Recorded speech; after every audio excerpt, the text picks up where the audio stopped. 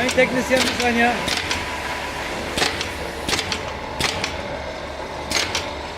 Biraz fazla açayım ben. Ha yok sen elleme.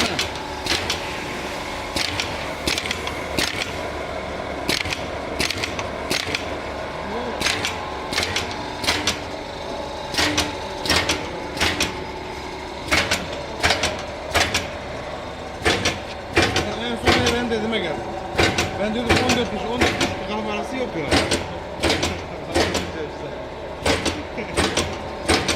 Eline işaret, zafer işareti yap.